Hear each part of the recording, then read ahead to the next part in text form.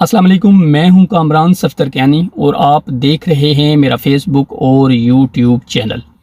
इस मुख्तसर सी वीडियो के ज़रिए मैं आपको बताने की कोशिश करूंगा कि जब भी कोई घमंडी लीडर, जब भी कोई ताकत वाली फ़ौज, जब भी कोई बहुत बड़ी आर्मी और जब भी कोई टेक्नोलॉजी से लैस कौम किसी नज़रिए से टकराती है, किसी मकसद वाली कौम से टकराती है और उस कौम से जिसका कोई माटो हो उससे उसका सामना हो जाए, तो हमेशा याद रखिएगा, नज़रिया जीत जाता है। वो कौम जिसका कोई मकसद होता है, जिसके पास कोई मोटिवेशन होती है, वो हमेशा जीत जाती है।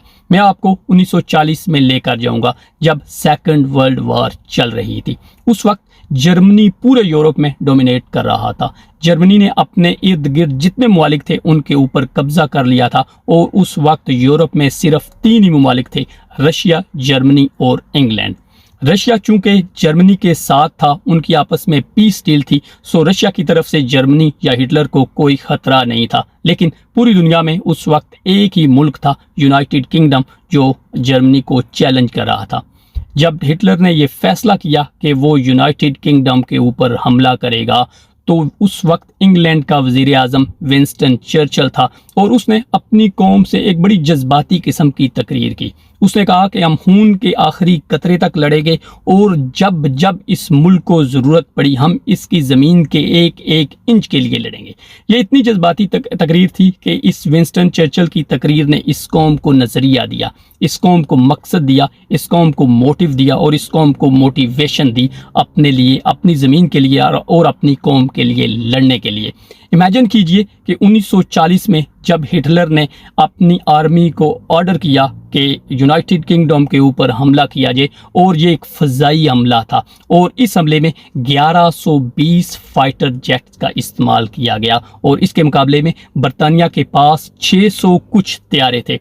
अगर आप अपनी टाइमलाइन को, अपनी मौजूदा सूरत-ए-हाल को थोड़ा सा पोज करके इमेजिनेशन की दुनिया में जाएं और अपने आप को 1940 में लेकर जाएं और सोचें कि उस वक्त उस मुल्क में जो लोग अपने घरों में मौजूद थे, जो लोग काम काज कर रहे थे, जो लोग रशिंग अराउंड कर रहे थे, जो बाज़ारों में शॉपिंग कर रहे थे, जब उनके ऊपर से फ़ज़ा में सैकड़ों की तादाद में फ़ाइटर जेट गुजरते होंगे तो उनके दिल के ऊपर क्या गुजरती होगी। लेकिन इंग्लैंड, उस कौम के पास मकसद था, इस हमले को उन्होंने नाकाम किया और जर्मनी के 65 जहाज उन्होंने मार गिराए, जबकि उसके मुकाबले में अपने सिर्फ 29 जहाज खोए। सो इस हमले को उन्होंने एक मकसद की खातिर, एक नज़रिए की खातिर अपनी कौम के साथ मिलकर शिकस्त दी।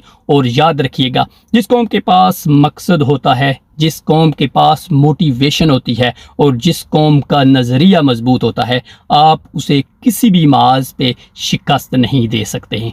That's it for today. It's me Kamran सफ्तरकयानी।